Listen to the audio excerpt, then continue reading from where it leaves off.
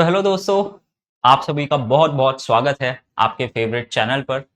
दोस्तों, मेरा नाम है आदित्य जैन एंड मैं आज आप सभी के लिए एक बहुत ही इंटरेस्टिंग सेशन लेकर आया हूँ। तो दोस्तों, आपने पीवाई क्यूज तो जरूर सॉल्व किया होगा, राइट? बट आज के दिन इस सेशन में हम स्पेसिफिकली एल्गोरिथम्स के प्रीवियस ईयर क्वेश्चन सॉल्व करने वाले हैं। गिन के 6 क्वेश्चंस करने वाले हैं, but not in an ordinary manner. हम इसको एक चैलेंज के फॉर्म में सॉल्व करने वाले हैं। जी हाँ दोस्तों, इसमें स्कोरिंग मैकेनिज्म भी होगा एंड जो स्कोरिंग मैकेनिज्म है वो आपको ऑनेस्टली फॉलो करना है। और एंड में इस वीडियो के आप हमें बताइए कमेंट्स में कि आपका क्या स्कोर आया। ठीक है, तो चलिए जानते हैं कि ये स्कोरिंग मैकेनिज्म क्या है एंड ये चैलेंज का बाकी डिटेल्स क्या है। चलिए स्टार्ट करते हैं।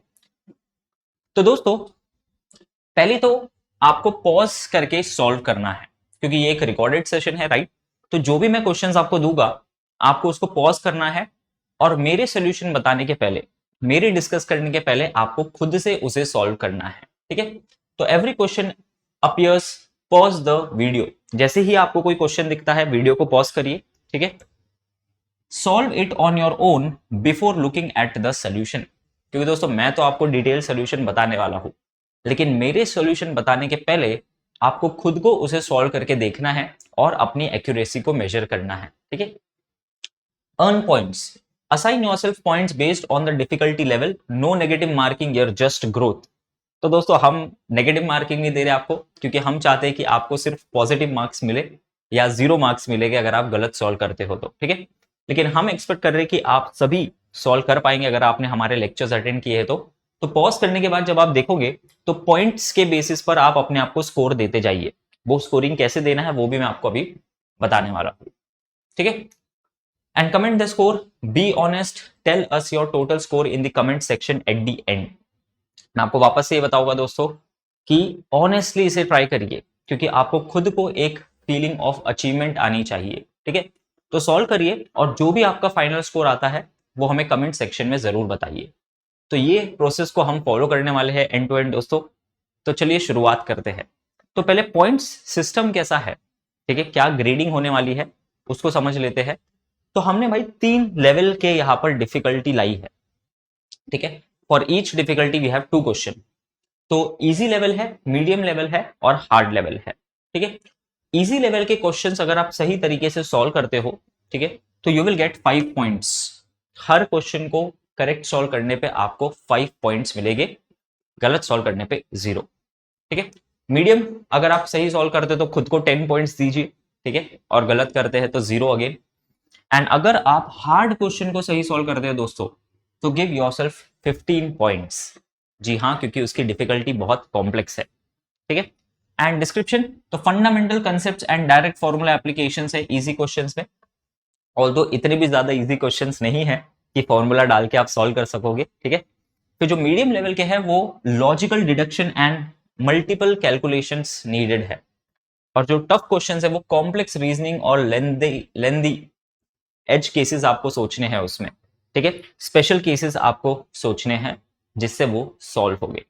तो इस तरीके से हमने ये पूरे चैलेंज को इंटरेस्टिंग बनाया है ताकि हर लेवल का आपका प्रैक्टिस हो सके and you can actually learn from it. Okay, चलिए, तो I hope you all are ready and excited. तो चलिए शुरुआत करते हैं इस चैलेंज की। तो सबसे पहले हम इजी क्वेश्चन से स्टार्ट करते हैं। ठीक है, 10 पॉइंट्स पर question, time to focus. Okay, 10 points नहीं, यहाँ 5 पॉइंट्स है। ठीक है, 5 पॉइंट्स आपको हर क्वेश्चन में मिलने वाले हैं। टोटल आपको 10 पॉइंट्स मिलेंगे। ठीक है, तो 5 पॉइंट्स पर करेक्ट क्वेश्चन। ठीक है, चलिए, और अप्रोक्सीमेटली आपका 2 से 3 मिनट के बीच में हर क्वेश्चन सॉल्व हो जाना चाहिए। आप पॉज करिएगा और सॉल्व करिएगा।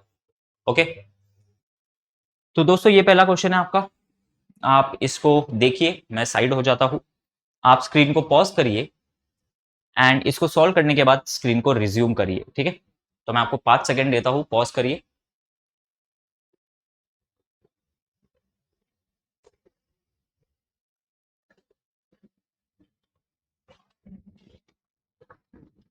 चलिए, तो आई होप कि आपने इसको पॉज करके खुद से जरूर ट्राई किया है। ठीक है, अब हम साथ में इसको सॉल्व करके समझते हैं कि भाई कि इसको कैसे सॉल्व किया जाए। तो G is an undirected simple graph in which each edge has a distinct weight. ठीक है, एक अनडायरेक्टेड सिंपल ग्राफ है वह हर एज एक डिस्टिंक्ट कॉस्ट का एज है. And E is a particular edge. E is a particular edge of G. Then which of the following statements about the minimum spanning tree is are true? Which of the following statements is or are true? ठीक है. If E is the lightest edge of some cycle in G, then every MST of G includes E. बहुत ही interesting statement है. If E is the lightest edge of some cycle, then every MST of G includes E. क्या लगता है? तो दोस्तों इसको मैं बोलता हूं टॉपर्स अप्रोच. टॉपर लोग क्या करते हैं, वो एक ऐसा एग्जाम्पल फाइंड करने की कोशिश करते हैं जिससे वो स्टेटमेंट को नेगेट प्रूव कर पाए, रॉन्ग प्रूव कर पाए. ठीक है, तो चलिए एक एग्जाम्पल देता हूं मैं आपको. ठीक है, लेट्स टेक एन एग्जाम्पल. तो मान लीजिए आपके पास एक साइकिल है ए बी सी, ये 2 है, ये 5 है, ये 7 है. तो जब आप इसका एमसीएसटी बनाओगे तो ऑब्वियसली बात है आप क्रुस्काल एल्गोरिथम लगा सकते हो इस पे. तो ए है, बी है, सी है. तो क्रुस्काल एल्गोरिथम क्या बोलता है कि मिनिमम मिनिमम खेलना है. पहले मिनिमम कॉस्ट एज को पिक करना है, then next minimum and so on. और अगर कभी भी साइकिल फॉर्म होती है तो उस एज को स्किप करना है. Simple Kruskal algorithm. ठीक है, तो पहले हम 2 को पिक करेंगे, फिर हम 5 को पिक करेंगे.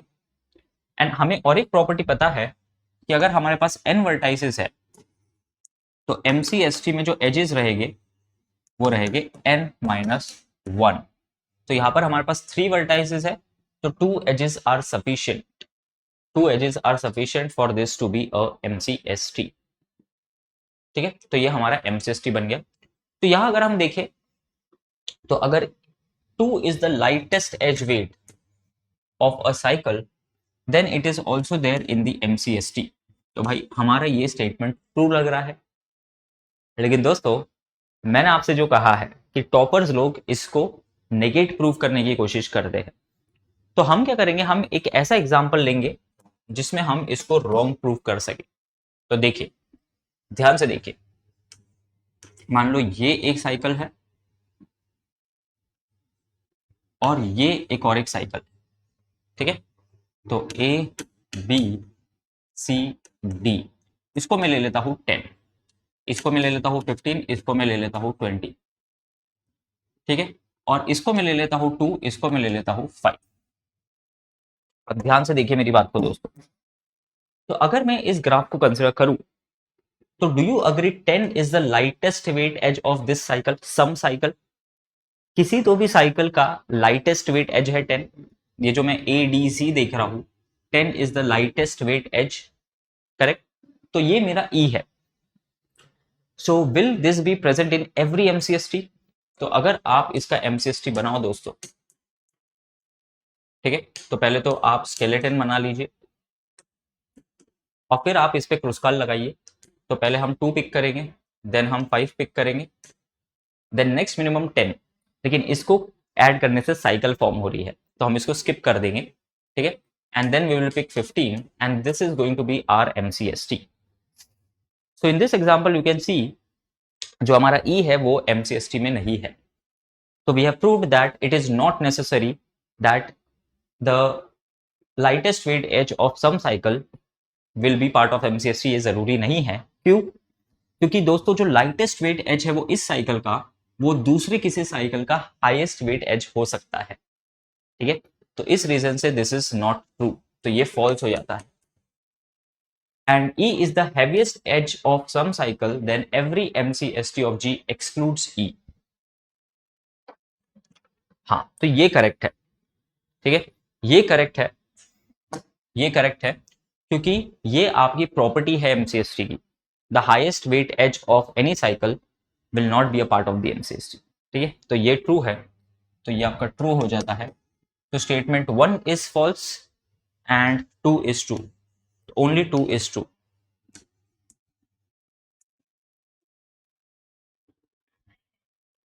तो दोस्तों अगर आपका बी आंसर आया है तो अपने आपको 5 पॉइंट्स दे दीजिए, वरना 0 पॉइंट्स दीजिए ऑनेस्टी के साथ. एंड चाहे कोई भी पॉइंट्स आए हो, ये अगर आपको समझ में आया है तो थम्स अप लिखिए चैट पे, ठीक है, because I am really happy कि आपको एक बहुत बेहतरीन क्वेश्चन समझ में आया है, ठीक है। ये 2 मार्क का क्वेश्चन था गेट में। चलिए let's move ahead to the next question. ये है हमारा दूसरा क्वेश्चन दोस्तों। 5 मिनट के लिए इसको पॉज कर लीजिए, बट मैं आपको बता देता हूं कि यहां पर लूप है, ठीक है। So this all are part of loop, ठीक है। ये लूप यहां स्टार्ट होके यहां खत्म हो रहा है, ये लूप यहां स्टार्ट होके यहां खत्म हो रहा है, एंड ये कोड यहां पर खत्म हो रहा है, ठीक है। रिटर्न जो है वो सेकेंड लूप के बाहर है, ठीक है। So please take 2 to 3 minutes and solve this. मैं आपको 5 सेकेंड देता हूं to pause and solve this.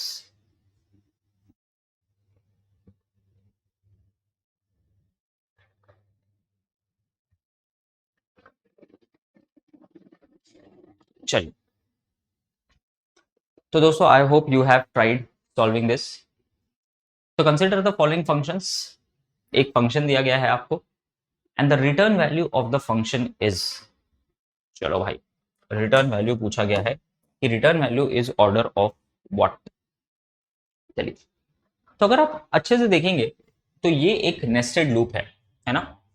ये एक लूप है, उसके अंदर ये एक लूप है, तो it is a nested loop. But कौन से टाइप का नेस्टेड लूप है? डिपेंडेंट है या इंडिपेंडेंट है? It is independent, because inner loop does not depend on the value of the outer loop, ठीक है।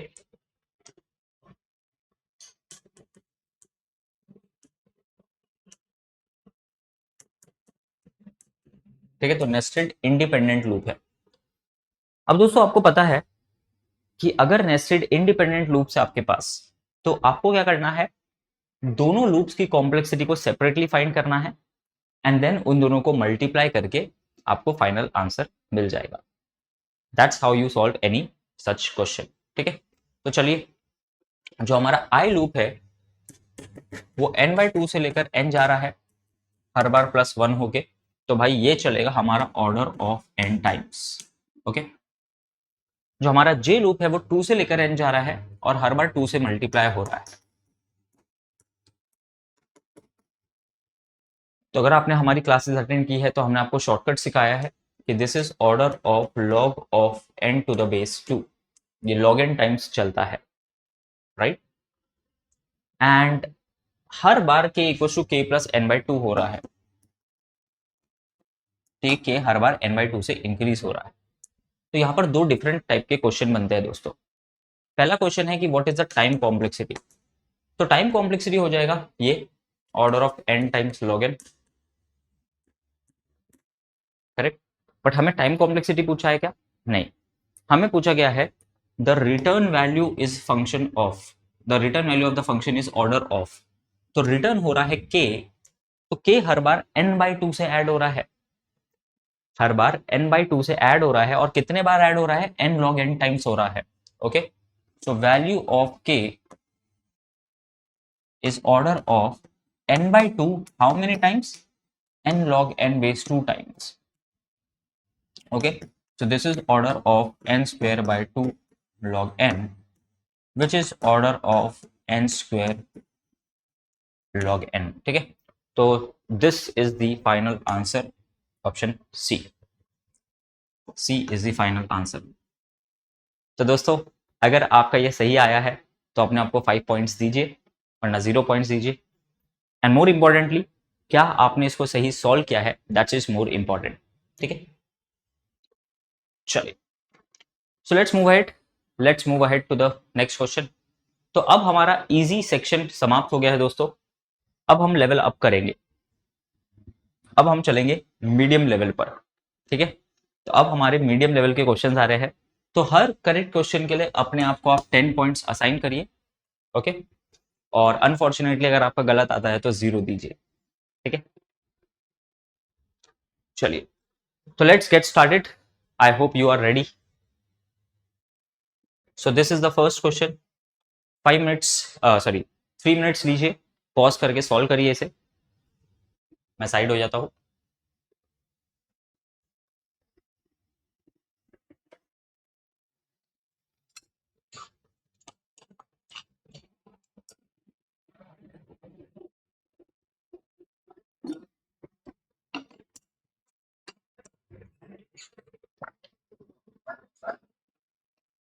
चलिए दोस्तों, आई होप आपने पॉज करके सॉल्व किया है। अब हम इसको डिस्कस करेंगे, ठीक है। तो consider the directed graph shown in the figure below. हमें एक डायरेक्टेड ग्राफ दिया गया। There are multiple shortest path between S and T, ठीक है। Which one will be reported by Dijkstra's shortest path algorithm. Assume that in any iteration, the shortest path to a vertex V is uploaded only when a strictly shorter path to V is discovered. तो दोस्तों ये आपके relaxation की definition है, ठीक है। This is the definition for relaxation. आपने पढ़ा होगा डाइक्स्ट्रा में रिलैक्सेशन कि you update the path only when you get a strictly better cost, ठीक है। तो चलिए इस पर डाइक्स्ट्रा लगाते हैं दोस्तों।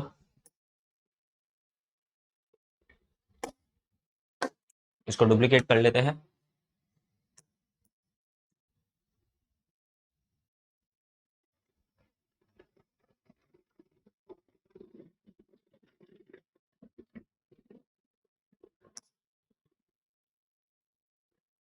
चलिए, तो जैसे कि यहाँ पर पाथ से रिलेटेड डिस्कशन हो रहा है दोस्तों, तो इसके लिए हम स्पैनिंग ट्री अप्रोच यूज करेंगे, है ना। तो सबसे पहले हम स्केलेटन बना लेते हैं। S A C B D E G and T और एफ, ठीक है। तो ये हमारे सभी वर्टाइसेस है। अभी हमें कहां से कहां तक फाइंड करना है, एस से टी। तो S is our source, S हमारा सोर्स है। चलिए, तो Dijkstra single source shortest path लगाते हैं। तो एस से आप पहले कहाँ कहाँ जा सकते हो, पहले आप ए पे जा सकते हो विद द कॉस्ट ऑफ 4, आप डी पे जा सकते हो विद द कॉस्ट ऑफ 7, और आप बी पे जा सकते हो विद द कॉस्ट ऑफ 3। ये 3 ऑप्शंस आपके पास अवेलेबल है। तो इन तीनों में से आप मिनिमम पिक करोगे, तो आप यहाँ जाओगे। फिर जैसे ही आप बी पे गए, तो who all can get relaxed, D relax हो सकता है क्योंकि आप बी से डी पे जा सकते हो। लेकिन दोस्तों डी ऑलरेडी 7 है एंड बी से डी जाने का भी 3 + 4 7 है। तो it will not be updated because only when you find a strictly better cost then only you update, ठीक है। so we will not update it, okay, we will not update it, ठीक है। तो ये as it is रहेगा। फिर next time आपके पास 4 है और 7 है, तो हम 4 को पिक करेंगे। और जैसे ही हमने 4 को पिक किया, जैसे हमने ए को पिक किया, who all can get relaxed, C can get relaxed with the cost of 5 via A। तो अब आपके पास 5 और 7 में ऑप्शन है, you will pick the minimum. तो हम सी को पिक करेंगे बाया ए। जैसे ही आपने सी को पिक किया, डी रिलैक्स हो सकता है क्या, 5 + 3 8, no, we already have a better. लेकिन 5 + 1 6, 6 इज बेटर देन इन्फिनिटी, तो 6 वाया सी। अब ध्यान से देखिए, बहुत इंपॉर्टेंट स्टेप है अभी।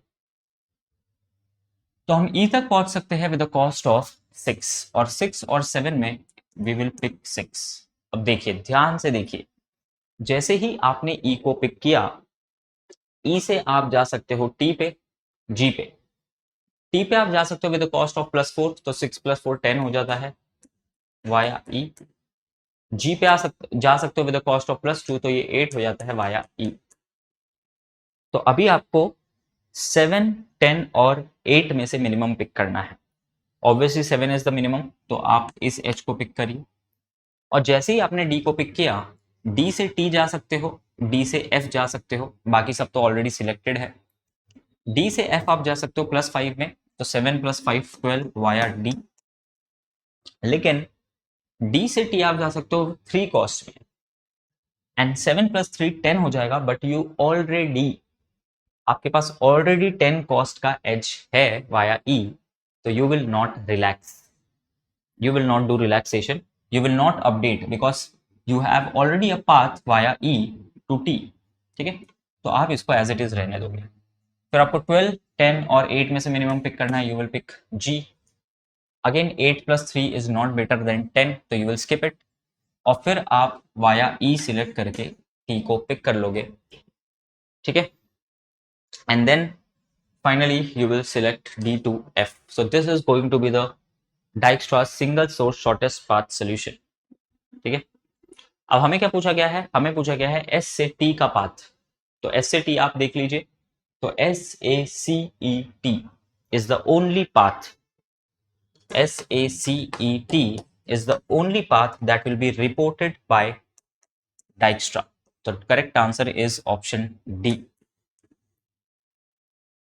SACET ही एक पाथ है जो डाइक्स्ट्रा रिपोर्ट करेगा। तो प्लीज मिसअंडरस्टैंडिंग में मत आइएगा कि किसी को भी मार्क कर लेते हैं, स्पेसिफिकली आपको इसी ऑप्शन को मार्क करना है दोस्तों। ठीक है, चलिए, तो I hope you have understood this question. Let's move ahead to the next question. चलिए ये क्वेश्चन को देख लेते हैं, बहुत बढ़िया क्वेश्चन है। तो मैं आपको 5 सेकेंड्स का टाइम दे रहा हूं दोस्तों, please solve this question. Pause करिए।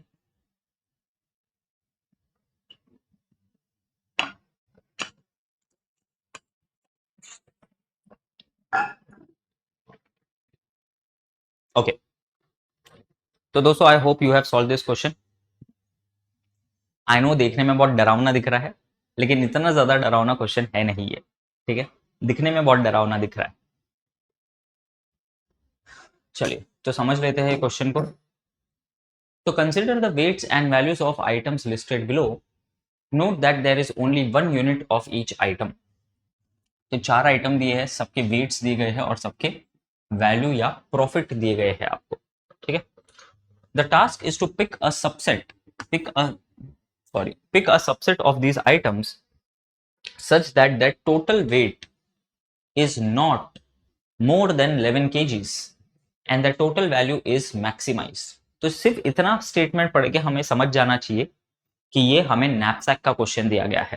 ठीक है, मोर ओवर नो आइटम में बी स्प्लिट। तो कौन से नैपसैक की बात हो रही है, 01 नैपसैक की, है ना। नाउ तो it's a 01 knapsack question, 01 knapsack का ये क्वेश्चन है। The total value of items picked by an optimal algorithm is denoted by VOPT. A greedy algorithm sorts the items by their value to weight ratios in descending order and picks them greedily starting from the first item of the ordered list. So the total value of items picked by the greedy algorithm is denoted by V greedy. So then the answer of V opt minus V greedy is, यानी कि in short अगर मैं summarise करना चाहूं तो ये क्या बोल रहा है कि भाई ये क्वेश्चन को आपने ग्रीडी से भी सॉल्व करना है और आपने ऑप्टिमल स्ट्रैटेजी से भी सॉल्व करना है, और दोनों के आंसर का डिफरेंस आपको बताना है कि V opt minus V greedy कितना आएगा। चलिए तो सबसे पहले भाई V greedy लगाते हैं, V greedy। तो वी ग्रीडी यानी कि सबसे पहले आप P बाई डब्ल्यू निकालो सबका, है ना, प्रॉफिट पर यूनिट वेट निकाल लो सबका। तो ये आ जाएगा 60/10, 60/10 आ जाएगा 6, ये आ जाएगा 28/7 यानी कि 4, ये आ जाएगा 20/4 यानी कि 5, और ये आ जाएगा 24/12 यानी कि 24/2 यानी कि 12। ठीक है, एंड अगर आपने ग्रीडी एल्गोरिथम्स में इसे सॉल्व किया होगा तो यू नो दैट जितना जितना ज्यादा P बाई डब्ल्यू होता है उतना हाई प्रायोरिटी हम देते हैं। ठीक है, तो this would be my highest priority, this would be my second priority, ये थर्ड प्रायोरिटी और ये फोर्थ प्रायोरिटी। ठीक है, so this is going to be our priority. तो सबसे पहले हम इस ऑब्जेक्ट को पिक करेंगे। तो हमारे पास कैपेसिटी कितनी है, 11 kg की कैपेसिटी है। ओके, तो m इक्वल्स टू 11। तो सबसे पहले हम ऑब्जेक्ट 1 को, ऑब्जेक्ट 4 को पिक करेंगे, ऑब्जेक्ट 4 को पिक करेंगे, पूरी की पूरी क्वांटिटी उसकी। तो m बन जाएगा 11 माइनस कितनी क्वांटिटी, 2। हमारे पास 9 की कैपेसिटी बचती है। ठीक है, चलिए फिर हमने किस ऑब्जेक्ट को पिक करना है, सेकेंड प्रायोरिटी को, लेकिन इसका वेट 10 है और हमारे पास 9 अवेलेबल है। तो हम ऑब्जेक्ट 1 को 0 का वेट देंगे, यानी कि 0 का इंपॉर्टेंस देंगे, because we can not accommodate this object. तो इसको मैंने 0 दे दिया। ठीक है, हाँ, फिर हम चलेंगे थर्ड प्रायोरिटी पे, जो कि है ये, इसका वेट है 4, तो यहाँ हो जाएगा 9 माइनस 4 5, m की वैल्यू हो जाएगी 5, और ऑब्जेक्ट कौन सा है, ऑब्जेक्ट 3 को हमने पूरा कंज्यूम किया है बिकॉज इट 0 1 नैपसैक। और अब हमारे पास फोर्थ प्रायोरिटी है लेकिन उसका वेट 7 है, बट याद रखिए ये फ्रैक्शनल नैपसैक नहीं है, ये बाइनरी नैपसैक है। तो we will have to skip this object because we have only 5 capacity and इसकी कैपेसिटी 7 है, तो हम इसको अकोमोडेट नहीं करेंगे। तो the profit would be summation of P I X I, ये आपकी एक्स आई वैल्यूज है ना। तो ये हो जाएगा, आपने सिर्फ फोर्थ और थर्ड ऑब्जेक्ट को पिक किया है, फोर्थ और थर्ड ऑब्जेक्ट को। सो 20 प्लस 24 यानी कि 44, यानी कि अगर आप इस क्वेश्चन को ग्रीडी लॉजिक से सॉल्व करते हो तो you will get a profit of 44 units, ठीक है। लेकिन अगर हम ऑप्टिमल स्ट्रैटेजी लगाए, ऑप्टिमल स्ट्रैटेजी क्या है, 0 1 नैपसैक के लिए डायनेमिक प्रोग्रामिंग।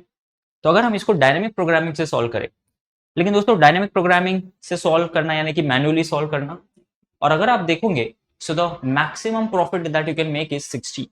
आप कोई भी परम्यूटेशन कॉम्बिनेशन चेक कर लो, 60 से ज्यादा आप कॉस्ट नहीं ले सकते, है ना। तो 60 would be the total profit.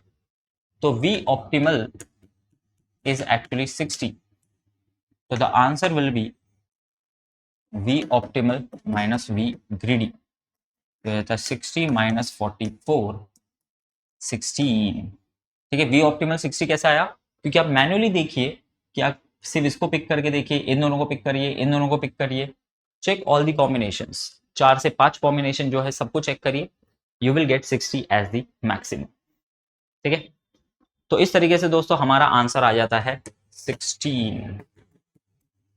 अगर आपका ये सही आया है तो अपने आपको 10 पॉइंट्स दीजिए बिकॉज ये मीडियम लेवल का क्वेश्चन था, एंड अनफॉर्चुनेटली गलत आया तो 0 मार्क्स दीजिए और चलते हैं आगे। तो आई होप दोस्तों कि आप ऑनेस्टली सॉल्व कर रहे हैं और आपको सीखने भी मिल रहा है, क्योंकि बहुत हैंड पिक्ड अच्छे क्वेश्चंस मैंने आपके लिए लेकर आया है, ठीक है। चलिए तो let's move on to the hard segment. अब यहां मजा आने वाला है, क्योंकि यहां अगर आप करेक्ट करते हो तो भाई आपको 15 पॉइंट्स मिलते हैं, यानी कि एक मीडियम और एक इजी को कंबाइन करके एक क्वेश्चन जितना पॉइंट मिलेगा आपको यहाँ, ठीक है। तो चलिए ये रहा पहला क्वेश्चन, अपना बेस्ट ट्राई करिए दोस्तों। मैं आपको 5 सेकेंड का टाइम देता हूँ, पॉज करिए वीडियो को एंड आप 2 से 3 मिनट में इसको सॉल्व करिए, ओके।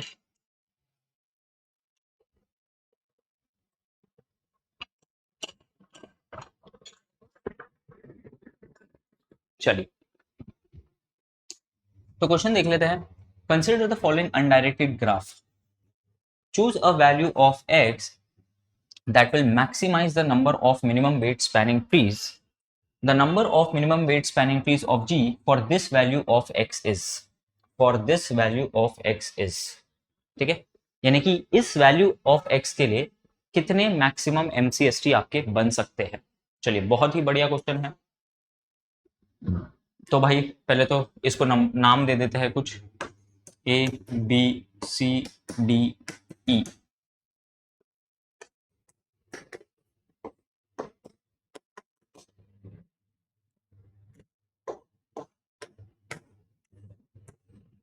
ठीक है। हाँ ये 4 है, ये X है, ये 1 है, ये 3 है, ये 4 है, ये 4 है और ये 5 है, ठीक है। चलिए तो अब दोस्तों हम इस पे जब पुरस्कार लगाएंगे तो हम पहले इसका स्ट्रक्चर बना लेते हैं, ठीक है।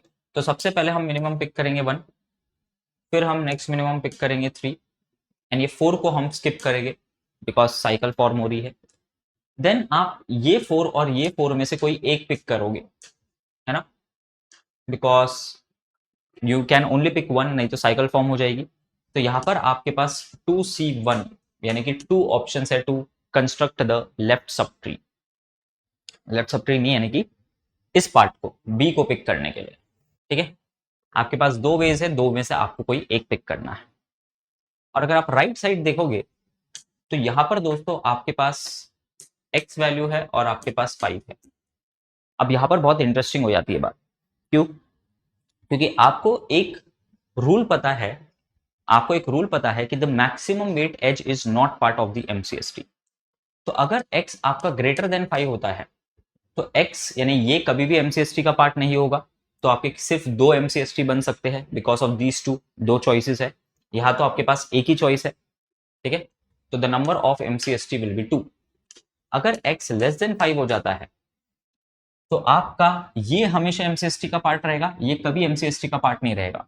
तो अगेन यहां पर दो एमसीएसटी बन सकते हैं और यहां पर एक, तो टोटल दो एमसीएसटी बन सकते हैं। लेकिन इंटरेस्टिंगली अगर आपका x इक्वल टू 5 हो जाता है, यानी कि आपको इन दोनों में भी चॉइस है, दोनों में से कोई एक पिक करने की, ठीक है। तो आप इन दोनों में से भी 2C1 बेस में आप एमसीएसटी बना सकते हैं। या तो इसको लेंगे या तो इसको लेंगे, फिर या तो इसको लेंगे या तो इसको लेंगे। तो इस तरीके से आपके पास चार ऑप्शंस आ जाएंगे दोस्तों। कैसे? 2C1 times 2C1। आप इंडिपेंडेंटली दो में से कोई एक को पिक करो और यहां भी इंडिपेंडेंटली दो में से कोई एक को पिक करो। तो 2C1 times 2C1, 4 different MCSTs are possible, ठीक है। And these are the maximum possible number of minimum weight spanning trees, ठीक है। क्योंकि 2 2 4 में से मैक्सिमम 4 है। So the correct answer to this question is 4. I hope आपको समझ में आया दोस्तों। अगर आपको ये डाउट है कि सर आपने 5 ही क्यों लिया, क्योंकि दोस्तों मुझे यहाँ पर 5 के साथ ही कंपैरिजन चाहिए, क्योंकि ये अभी तक का मैक्सिमम वेट है साइकिल का। तो मैं 5 के कंपैरिजन में ही उसको पिक करूंगा ताकि मैं डिसाइड कर पाऊँ। तो ये था इसका सबसे बड़ा हैक, ठीक है। चलिए दोस्तों, अब लास्ट क्वेश्चन पे चलते हैं। अब ये रैंक डिसाइडर क्वेश्चन है दोस्तों, तो जल्दी से इसको सॉल्व करिए और चैट पे डन लिखिए। मैं आपको 5 सेकंड दे रहा हूं, आप पॉज करके सॉल्व करिए इसे।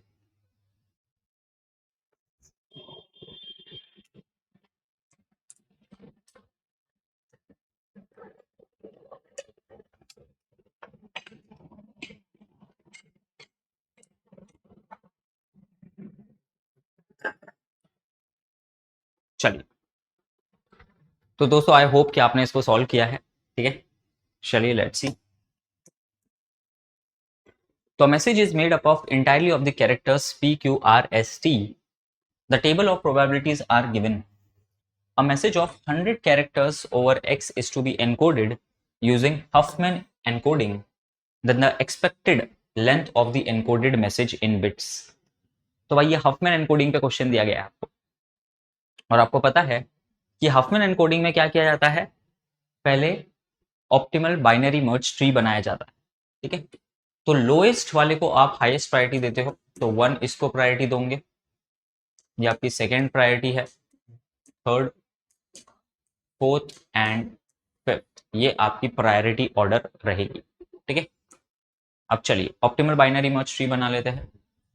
तो सबसे पहले हम 1 और 2 को पिक करेंगे, 0.08 एंड 0.17, 0.08 एंड 0.17, ये दो को मर्ज करके हम बनाएंगे 8 और 17, आपका हो जाएगा 0.25, ठीक है। तो 0.25 आ जाता है हमारी पिक्चर में, एंड 1 और 2 हमारा डन है। फिर 0.19, ठीक है, 0.19 और 0.22 हमारे नेक्स्ट दो मिनिमम है, तो 0.19 एंड 0.22 को पिक करेंगे, इन दोनों को मर्ज करेंगे, तो 0.19 और 0.22 मिला के कितना हो जाता है, 0.41, ठीक है। तो 0.41 भी आ गया है हमारे पास, और ये भी डन है। अब हमें 0.34, 0.25 और 0.41 में से दो मिनिमम को पिक करना है, तो 0.34 एंड 0.25, 0.34 एंड 0.25 को हम मर्ज करेंगे, and what we will get is 0.59, ठीक है। तो ये गया और ये गया, एंड 0.59 आया।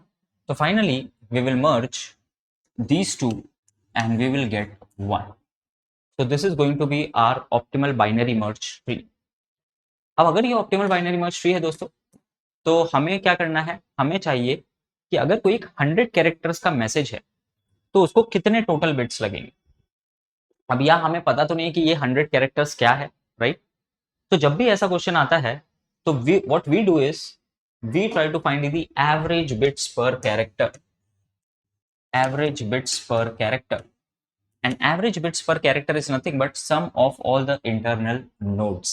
ये आपको मैंने पढ़ाया है, राइट? तो 0.25 प्लस 0.41 प्लस 0.59 प्लस 1, यानी कि ये हो जाएगा 0.25 plus 2 which is 2.25। 2.25 bits are required per character. तो क्या ये हमारा फाइनल आंसर है? नहीं, ये हमारा फाइनल आंसर नहीं है, because 2.25 bits are required per character. Her character के लिए 2.25 बिट्स लग रही है, लेकिन हमारा मैसेज कितने कैरेक्टर्स का है? हमारा मैसेज 100 कैरेक्टर्स का है दोस्तों। तो 100 कैरेक्टर्स के लिए कितने टोटल बिट्स लगेंगी on an average?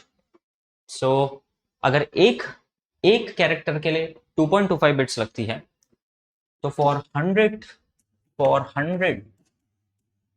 Characters it will be 100 multiplied by 2.25 which is 225 bits. It will take us 225 bits guys, इतनी बिट्स लगेगी to encode any such message. ठीक है, तो इसका फाइनल आंसर आ जाता है 225। तो अगेन दोस्तों, करेक्ट आया है तो अपने आपको 15 मार्क्स दीजिए, वरना 0। ठीक है, एंड इसी के साथ हमारा ये चैलेंज समाप्त होता है दोस्तों। तो डेफिनेटली हमें बताइएगा कि आपके कितने पॉइंट्स आए हैं। तो मैक्सिमम पॉइंट 60 थे, राइट? एंड कमेंट्स में बताइएगा कि आप लोगों के कितने पॉइंट्स आए हैं। Okay, so comment your score honestly below दोस्तों। 100% ऑनेस्टी के साथ बताइएगा कि 60 में से आपके कितने क्वेश्चन सही आए हैं, हार्ड कितने सही आए हैं, इजी कितने सही आए हैं, मीडियम कितने सही आए हैं, और कितने स्कोर आपका आया है, हमें कमेंट्स में बताइएगा। और ये भी जरूर बताइएगा कि चलो स्कोर कुछ भी आया हो, आपको ये पूरे की पूरे 6 बढ़िया लेवल के क्वेश्चंस समझ में आए या नहीं। ठीक है, सो 45 प्लस अगर आपके आते हैं दोस्तों, तो हमारे हिसाब से आप प्रो टॉपर हो। 30 प्लस आते हैं तो आपके बेसिक स्ट्रांग है। ठीक है, एंड अगर आपके अंडर 30 है तो दोस्तों आपको थोड़ी और प्रैक्टिस करनी चाहिए, एंड ऑब्वियसली प्रैक्टिस करने से आप बेटर हो जाओगे, so don't worry. Okay, so that's pretty much about it guys, thank you so much. I really hope कि आपको ये तरीके से प्रीवियस ईयर क्वेश्चन सॉल्व करने में मजा आया होगा। मैंने कोशिश किया कि बहुत ज्यादा वैल्यू एडिशन आपके लिए बनाऊं in interesting format. Thank you so much दोस्तों, my name is Aditya Jain and I wish you all the best, take care.